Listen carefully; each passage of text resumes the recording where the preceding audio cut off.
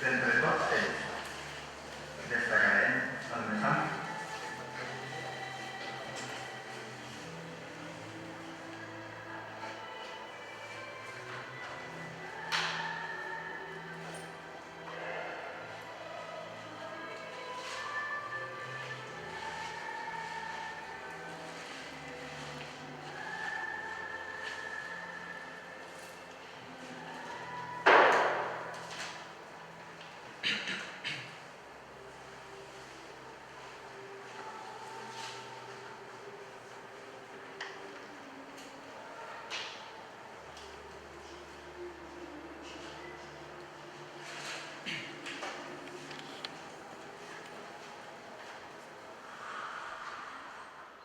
No es una historia de exilio político ni religioso.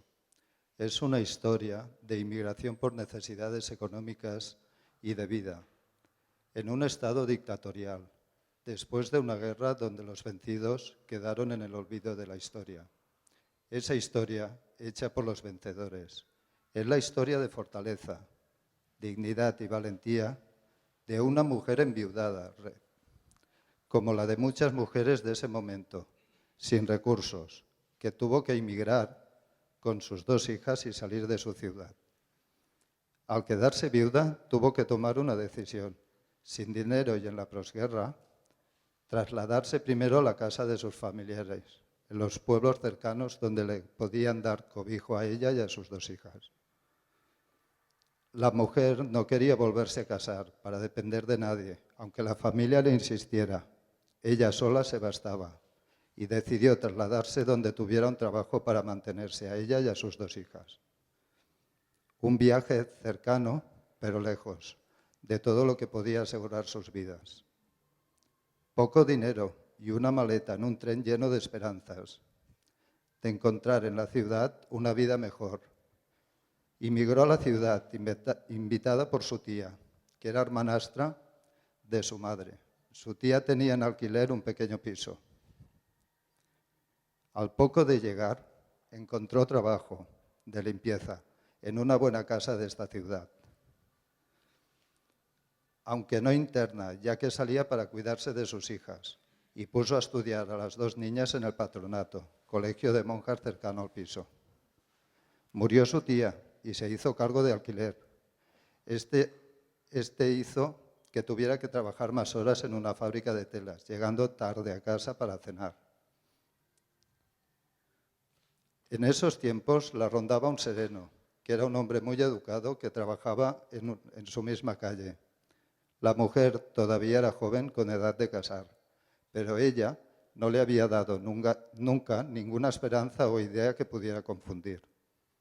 Ella sola podía cuidarse y también cuidar de sus hijas.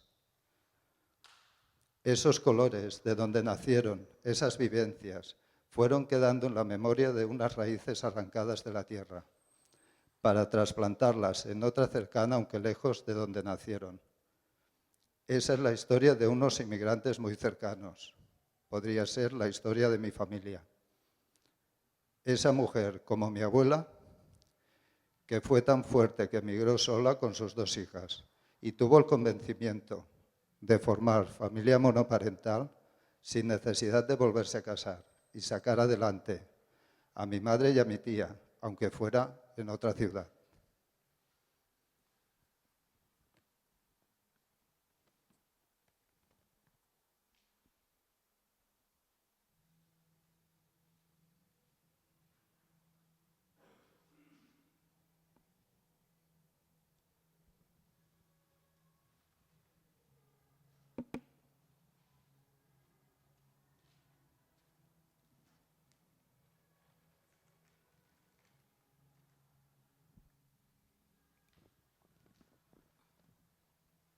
Solía soñar con que nada le haría daño. Nada conseguiría romper sus misiones ni deshacer sus metas. Era fuerte, pero por culpa de leves daños, más bien desorbitados que, poco a poco, fueron creando barreras en su interior. La conocí, sí. Llegué a hacerlo. Es más, yo soy la mayor. Supongo que de haber nacido años atrás no hubiera sido posible. La recuerdo poco. Recuerdo sus andares. Creo que es algo que me ha quedado marcado. Bien, de hecho eran muy peculiares. Pero por encima de eso recuerdo su rostro. Sus arrugas reflejaban la experiencia de todo aquello vivido con intensidad. Líneas de dolor, unas más profundas que otras. Nunca había viajado en su vida. Vivían en su zona de confort, llevando la misma rutina siempre. A ella ya le estaba bien, junto a los suyos. Al menos eso me ha contado mi abuelo, que de buena mano sabía sobre su madre, su historia, su exilio, su cruce de fronteras por la conocida llamada Guerra Civil. Rosellón fue su destinación. Ahí se reencontraría con unos familiares lejanos que mantenían una estrecha relación con un matrimonio francés de masoveros, cuyos le dieron el cargo de cuidar del mantenimiento y ocuparse de la alimentación, al completo, a cambio de una cama. Sí, una simple y miserable cama. Pasó tiempo y tiempo. Se iba encogiendo y se iba frustrando. Tenía que estar haciendo toda la vida lo mismo. ¿Realmente era ese su destino? El mundo únicamente velaba por la inseguridad y engendros de la maldad predominaban en un mundo de locos donde el amor olvidó su papel. ¿Y los suyos? ¿Qué era de los suyos? Cada noche pensaba en ellos. Realmente eran malas épocas. Malos tiempos para los soñadores. No había lugar para la esperanza. Fueron tiempos tormentosos. Ella se llamaba Brisa, como el aire.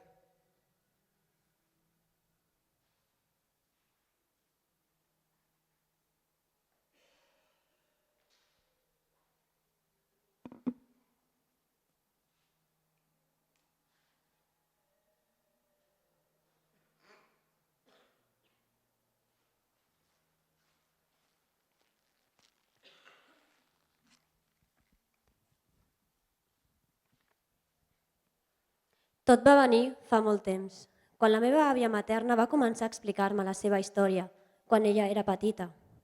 La meva mare va intervenir de cop i volta, ja que estava farta de que sempre m'expliqués les mateixes històries. I no me n'expliqués cap de l'avi. I em va explicar aquella història per la qual considero que el meu avi va ser un gran heroi. Es veu que quan era molt jovenet, en plena Segona Guerra Mundial, va haver-hi moltes migracions i exilis, com ja se sap, vaja, des de polítics, artistes, a músics, que van haver de deixar la seva estimada terra per arribar a una terra que es moria, i en ella de gent que l'habitava. I tots sabem que no la van deixar pel seu propi peu. La meva mare em va explicar que quan el meu avi era jove va estar vivint pel nord de Catalunya, per la frontera entre Espanya i França. Durant aquells anys, molts jueus, gitanos i altres persones recorrien a peu centenars o milers de quilòmetres per fugir de la seva llar, que ara era una presó, tot causat per la violència i la intolerància de l'exèrcit nazi. Pensaven que si arribaven a un altre país on no hi hagués el gran flux d'ideologia nazi, podrien salvar les seves vides. I molta d'aquesta gent va migrar cap a Espanya, sense saber, clar està, el que vindria una mica més tard. Era ple hivern. En aquells temps, les temperatures eren d'un nivell de congelació extrem. Moltes persones no arribaven a assolir tot el recorregut sense les conseqüències donades per la temperatura. Ma mare recordà una frase que li digué el seu pare, el meu avi, que deia: si haguessis vist les cares d'aquelles persones mortes de fred, les mans, els peus, mai més em diries que no et posessis unes botes. Tot això m'ho va explicar la meva mare quan era molt petita. Apenes ho recordo. De fet, m'ho va recordar l'altre dia. El meu avi era d'aquelles persones que es dedicava a ajudar a la gent que travessava països, a les fronteres. I llavors Jo vaig descobrir en aquell moment que la teva casa a vegades t'obliguen a deixar-la. Llavors, després d'explicar-me tot això, la meva mare em va preguntar: tu què faries si t'obliguessin a deixar la teva casa? I jo, que en aquella època tenia 8 anys, vaig respondre de la manera més sàvia que vaig poder. I li vaig dir: per molt que m'obliguin a deixar la meva llar, per tots els records que hi tinc allà, la casa és una cosa que es du al cor. Realment, després de tot allò, després de pensar seriament en què és la vida, vaig donar-me compte que la meva opinió n'havia canviat.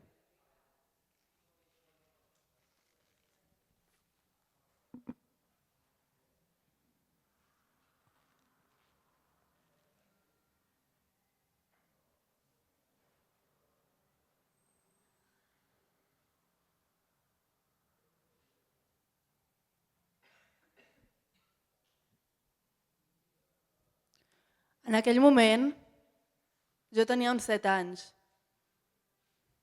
Així doncs, el que us explico ara és la barreja del que recordo, del que m'han explicat.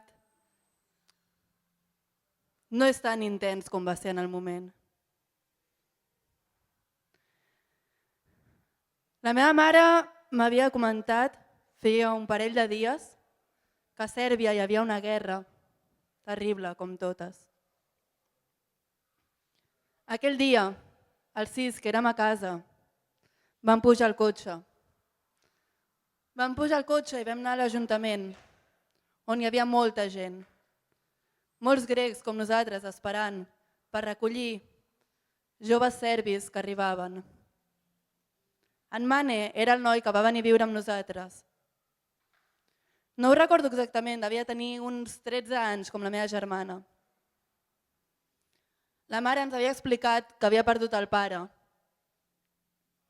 I jo pensava, bé, ara què podem fer nosaltres? Ajudar-lo com puguem. El vam acollir. Recordo que quan va arribar, quan el vam veure allà, tenia la cama tota destrossada. Es veu que l'havien estat perseguint per agafar-lo i ell havia intentat pujar per una valla de ferro, la qual no havia aconseguit atravessar. Havia caigut i la valla li havia estripat tota la cama. Vam tornar a 7 a casa, es va col·locar a la nostra habitació i al cap d'un mes vam tornar. Vam tornar a 7 i vam tornar a casa a 8. Un altre noi que, com en Mane, havia perdut el pare. Van estar visquent amb nosaltres fins que va acabar la guerra i després van tornar a Sèrbia, on els esperaven la seva família, les mares que s'havien quedat soles, cada una amb un altre germà. Però almenys, durant aquell temps, ells dos van ser afortunats, van creuar la frontera i van poder estar més tranquils.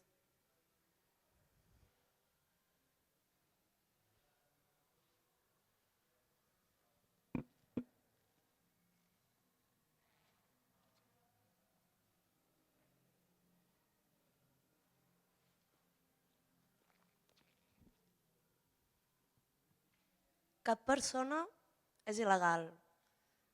Nosaltres no travessem fronteres, les fronteres ens travessen a nosaltres. Jo us vull parlar de la CIS.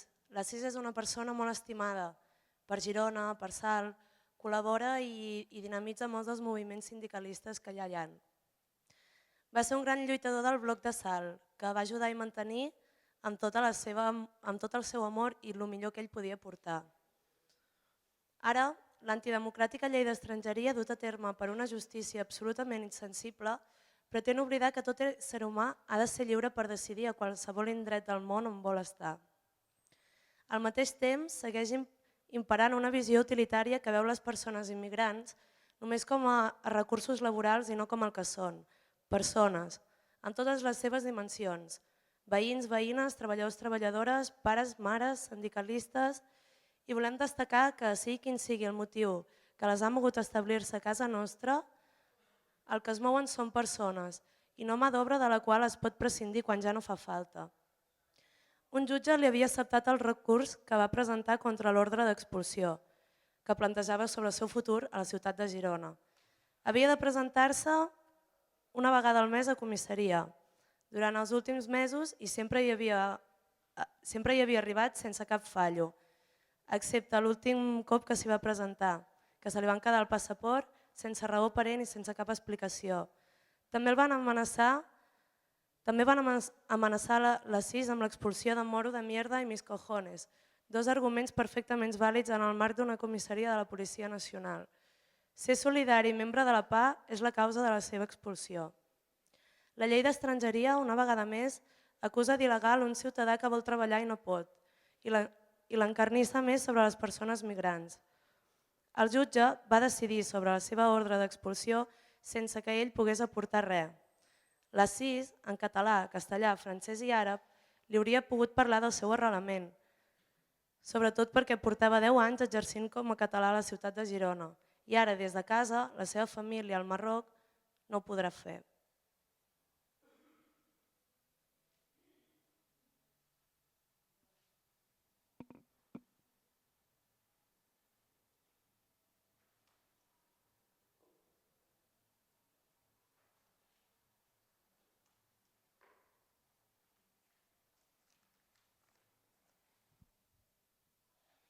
Esta es la pequeña memoria de mis abuelos por parte de madre, un relato de inmigración dentro de su propio país, del pueblo a la ciudad, y de cómo dos historias paralelas se encuentran en un mismo punto de la ciudad de Barcelona.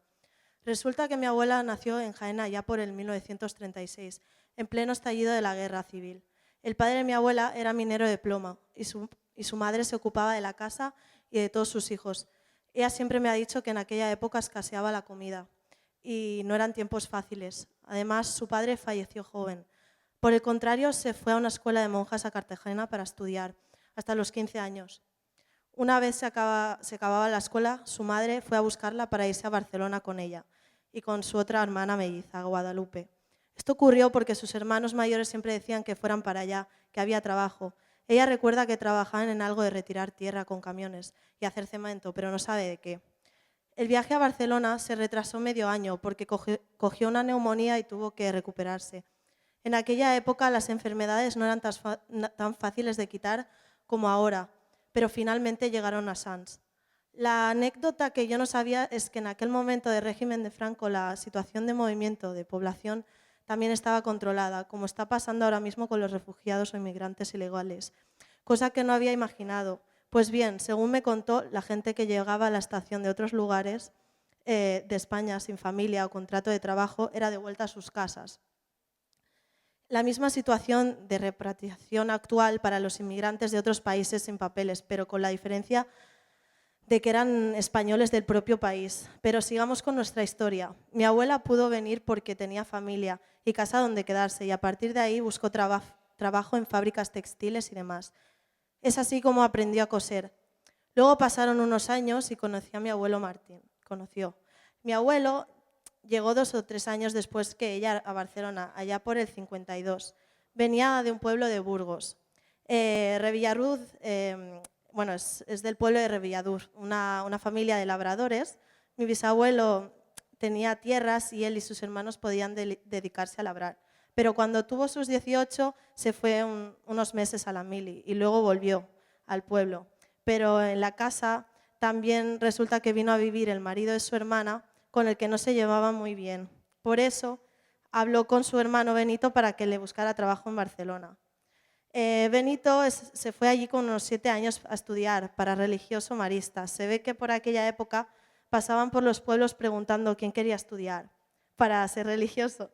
Y él se fue y trabajó como maestro en las escuelas. Gracias a él, mi abuelo viajó para Barcelona, acogido por una familia, y a cambio de parte de su sueldo le dejaba quedarse. Él trabajaría como planchista de camiones en la Pegaso, pero no cobraría mejor que como labrador. Finalmente, solo pasaron 3 años hasta que conoció a ella en el baile. En el 63 se casaron, se compraron un piso con el dinero que les dejó mi bisabuelo y poco a poco fueron devolviéndolo todo y aumentando su piso. Mis abuelos siguieron trabajando hasta que ella dejara la fábrica y se dedicara a la casa. Y así es como he llegado a ser hoy una nieta medio burgalesa, medio andaluza, medio gallega y medio catalana.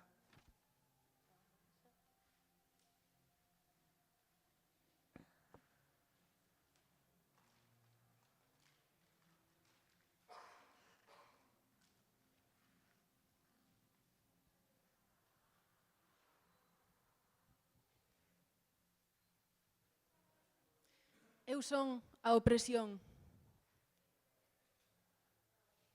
No. Se falo de fronteiras, non as coñezo máis poderosas que as que teño na cabeza. Cando era unha nena, sen querelo, ían levantando muros e creando un espacio contenedor de min. Unha gaiola cadrada, como ao que pretendían, sen querelo, que fose a miña mente. Quedoume ovalada. Agora arrastro anacos de ferro punzantes que me paralizan ou o intentan cada vez que pretendo saír dese cadrado imaginario, imposto. Imaginario é. Sei que como un membro fantasma quedará impregnado nalgunha parte do meu ser. Pero eu decido liberarme. E brota en min unha importante cicatriz.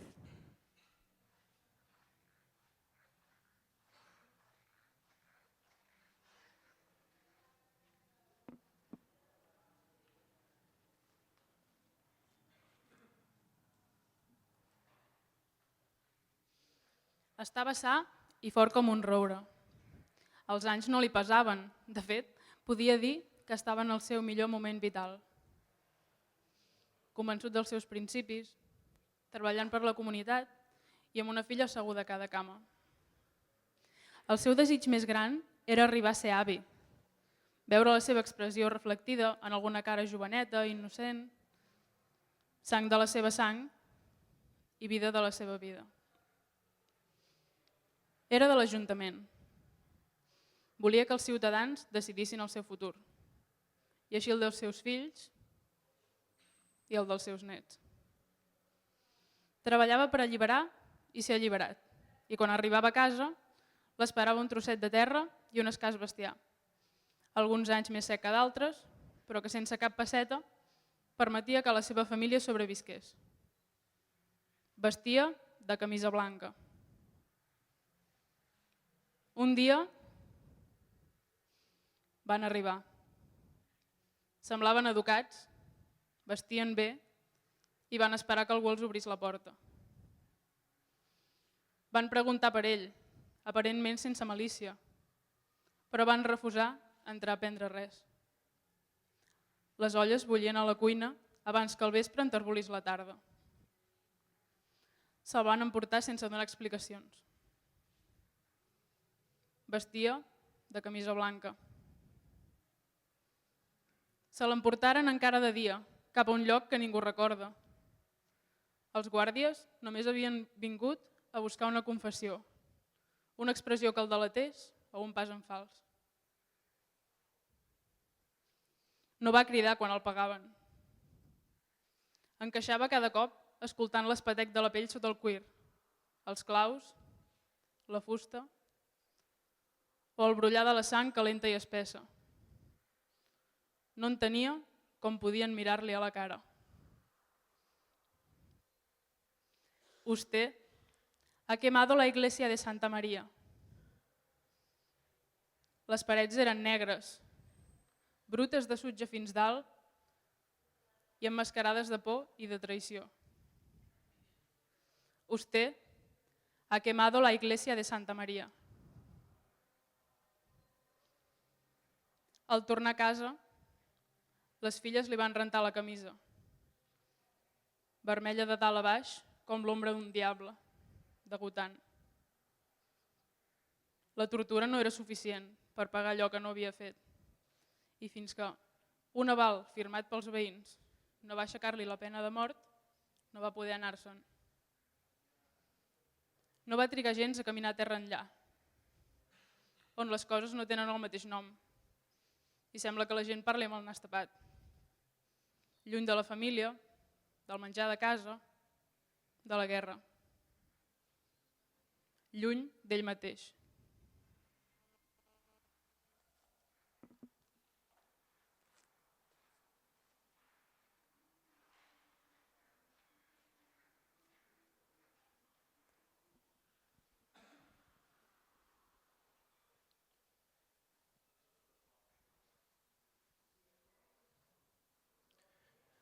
Volver después de 11 años, el mismo medio de transporte, un autocar, 3.162 kilómetros por delante. Esto me hace recordar las sensaciones vividas a los 14 años al abandonar mi país. Mi madre al lado, 2 días de viaje,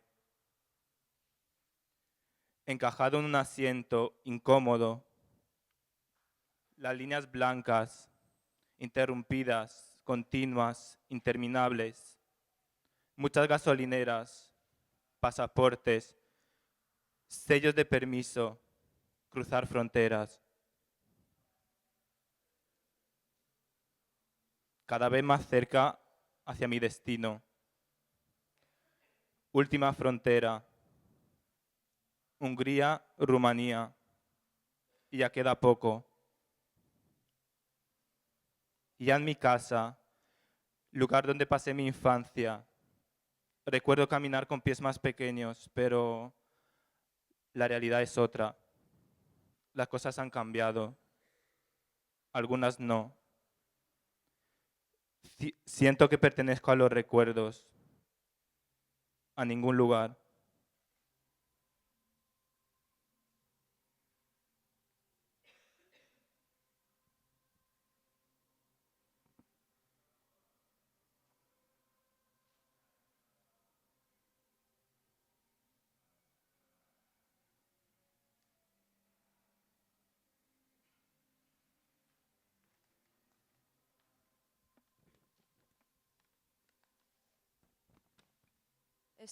Esta es la historia real de un niño nacido en un ámbito rural, en un pueblo muy pequeño situado en el profundo entorno de León. Javier tuvo una infancia feliz en contacto con la naturaleza y estudió en una escuela unitaria donde los niños estudiaban separados de las niñas. Su padre era el maestro y su familia vivía en la casa que el pueblo les proporcionaba. A la edad de 10 años, buscando nuevas formas de vida y por decisión del propio destino, se trasladó a estudiar a Astorga, una ciudad algo mayor en la que poder continuar sus estudios en el instituto. Sus padres decidieron que lo más conveniente era que se alojara en un colegio internado y solo visitaba a su familia durante los periodos de vacaciones. Cuando terminó el bachillerato en Astorga, se trasladó a León capital, para estudiar la carrera de magisterio, y allí compartió piso con otros estudiantes. Una vez terminada la carrera a los 21 años, preparó durante un año más las oposiciones y por cosas del destino, otra vez, se presentó y aprobó en el Mediterráneo, en concreto en Mallorca. Si bien este traslado era en principio provisional, en Mallorca conoció a una chica. Se casaron y tuvieron 2 hijos, por lo que finalmente se quedó en Mallorca a vivir durante 32 años de su vida, los cuales le proporcionaron mucha felicidad y donde conoció a personas con las que creó lazos de amistad muy importantes. Durante todo este tiempo siguió manteniendo contacto con su familia y sus amigos de allí, pero finalmente, a la edad de 55 años, volvió a sus orígenes, donde había pasado su infancia, un pueblo del que no había perdido sus amistades, sus tradiciones, su cultura, y así poder recuperar sus raíces. Sin embargo, ese ámbito rural que él conocía había evolucionado, y la imagen que tenía aquella persona de su infancia en ese ambiente rural había cambiado. El tiempo ha pasado, sus amigos tienen sus propios proyectos, sus propias familias, algunos han emigrado, otros se han quedado. La sociedad ha evolucionado.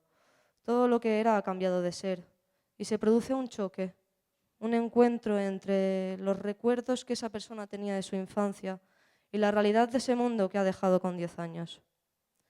Javier es una persona que decide volver buscando paz, tranquilidad, sosiego, la recuperación de esos recuerdos perdidos. Y se da cuenta de que tal vez lo que cuenta en la vida no es tanto ese ajetreo direccionado a la creación de un ego y un estatus, sino que los valores de la sencillez tienen mucho más peso a nivel de felicidad que cualquier otro. Dice: de alguna manera me sentía un poco extranjero en el mundo donde vivía, porque no era mi mundo. Y cuando regresas de verdad a tu mundo, tampoco ese es el tuyo, porque no es el mundo que tenías en tus recuerdos, es un mundo evolucionado y transformado.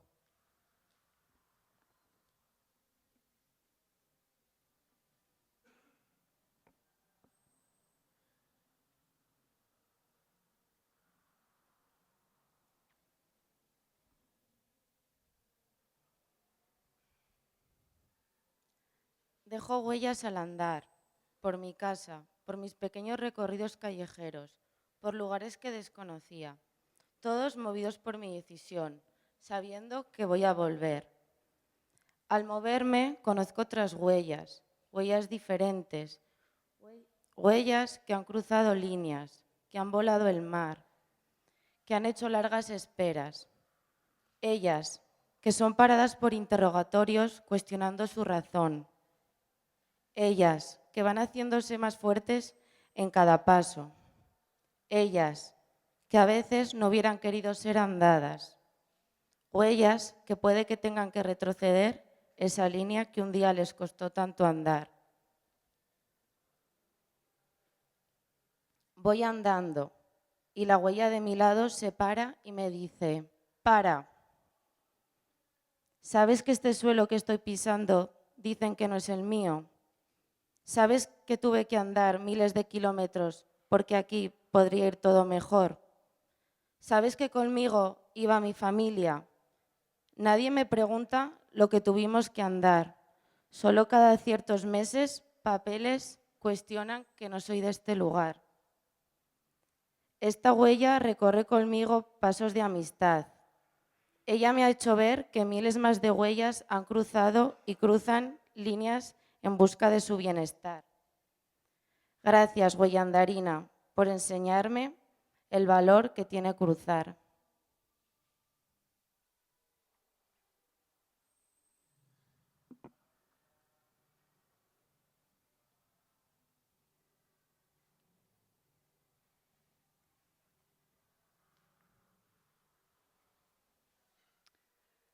La realidad te persigue en cada huida.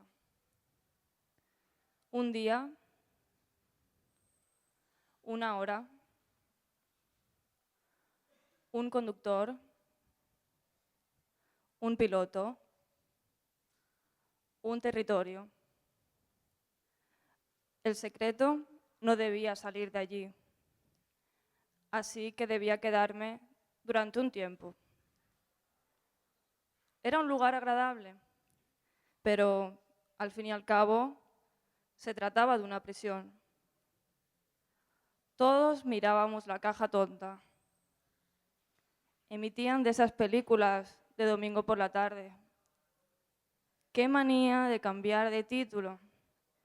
All About Eve significa todo sobre Eva, aunque todo sobre Eva ahora me suena raro. No sé si me gusta que escriban sobre mí. Todos los días ponía unas semillas en el alféizar de la ventana para los pájaros. Sentía cierto consuelo al pensar que al menos ellos eran libres de ir y venir. Solo tenían que extender sus alas para alejarse, mientras yo debía permanecer allí imaginando las mías. Hace 53 años hice este mismo trayecto, pero al revés. También venía huyendo, pero no estaba solo. Traía algo dentro de mí y ahora voy en su busca. No sé cómo será el norte. Dicen que los de allí tienen poca gracia. Mientras tanto, me toca el sol por la ventanilla. Durante el camino de regreso cantaba. Qué ridículo pensarlo ahora. Canciones de un tiempo feliz, que aprendimos de algún disco. No tengo ni la más remota idea de lo que cantaban aquellas italianas. Y lo cierto es que no quiero saberlo. Las cosas buenas, a veces, no hace falta entenderlas. Supongo que cantaban de algo tan hermoso que no podía expresarse con palabras. Aprendiendo a volar, aprendiendo a hablar, aprendiendo a callar. Aprendiendo a volar, aprendiendo a hablar, aprendiendo a volar, aprendiendo a hablar, aprendiendo a...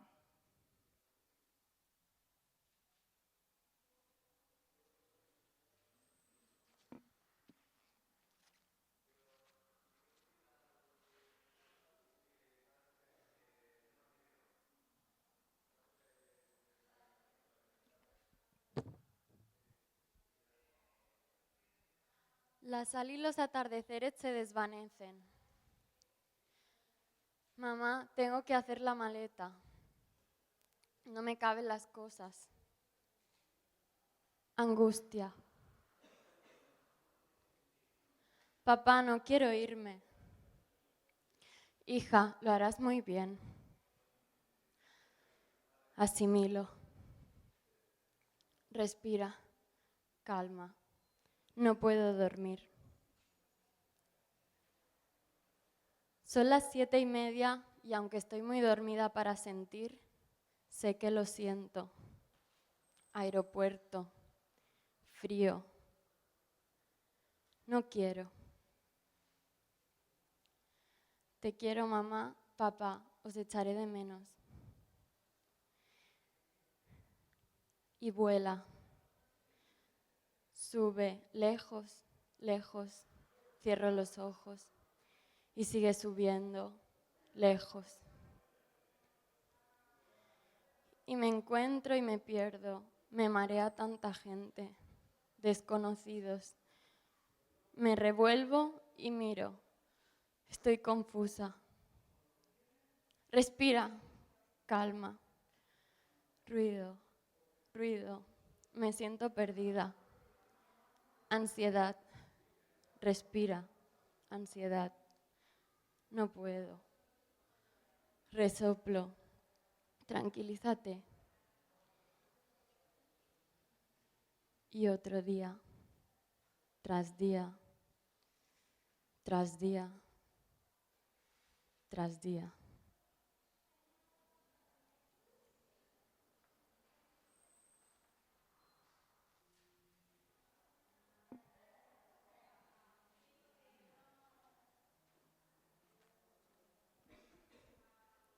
La meva és una petita història, una història anecdòtica del passat,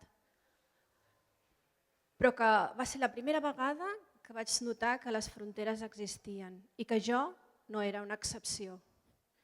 Vivia a Nova York, era joveneta i estava estudiant allà. La gent m'havia dit que era molt complicat, això dels papers, per quedar-se a estudiar més temps del que jo tenia en el visat. Però no m'ho vaig creure.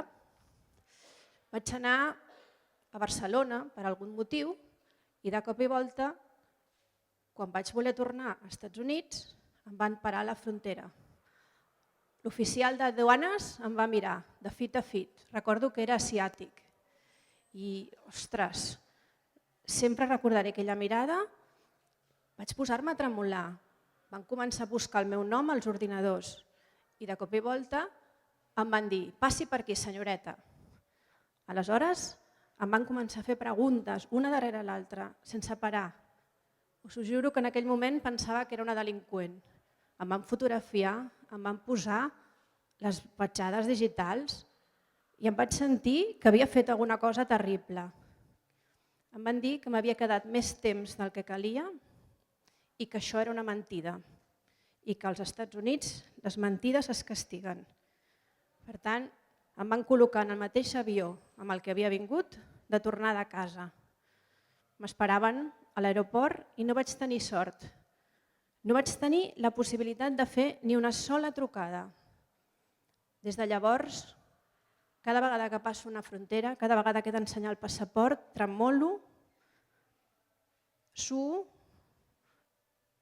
i penso en tota aquella gent que, d'alguna manera, li passa el que em va passar a mi, però no queda com una anècdota en el passat.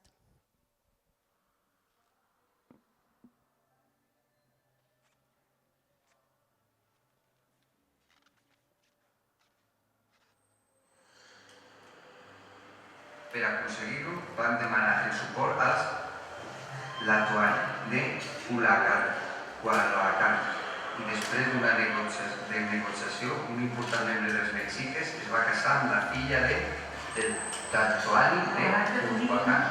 A principis del 1900, I un fill a acapar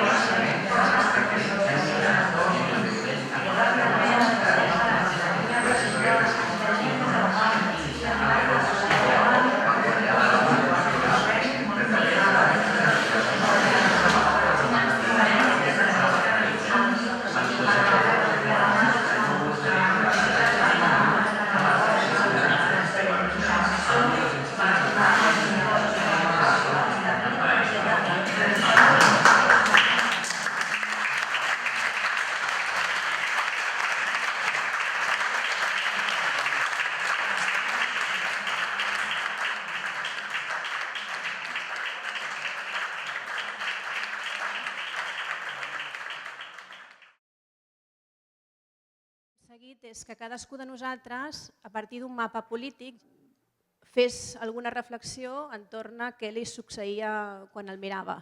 I quasi bé tots els estudiants el que van fer són performances que tenien a veure amb posar el cos. I la idea era aquesta, és a dir, introduir la història, de veritat, la història de les persones, en diàleg amb aquesta mirada abstracta, que son los mapas. A mí lo que me ha pasado es que, a pesar de haber escuchado algunas historias anteriormente, al estar aquí en plan puesta de escena, esto es real, ¿no? Entonces creo experiencia buena por esa parte, que a pesar de haberlo ensayado y saber de qué va, que a ti mismo te haga sentir cosas que a lo mejor pues no esperabas. A mí me ha gustado mucho también mirar y saber que no estábamos aquí solos y, no sé, ver a gente que estaba mirando y era como, ¡buah!, se están enganchando y se están metiendo en nuestra historia, ¿no? Y me ha gustado mucho. M'ha agradat imaginar què passava des del primer moment que la vau conèixer, que vau entrar en contacte potser amb la seva obra, amb ella, i com d'allò que devia passar en aquell primer encontre avui doncs, ha anat com gestant-se una suma de microhistòries que contrasten totalment amb el que es veu a la sala. Per tant, heu transformat totalment el que entenem per la Cristina o el que estudiem de la Cristina o el que teoritzem sobre la Cristina. Que aquí los colores también cambian muy rápido y se quedan como inamovibles, y aquí cada vez que alguien ponía su cuerpo y su historia y sus botas y sus pies y sus zapatos y se enganchaba y lo arrastraba, y como todo cambiaba con la narración, ¿no? Con las historias que contabais, de una manera muy diferente a cómo cambian los mapas.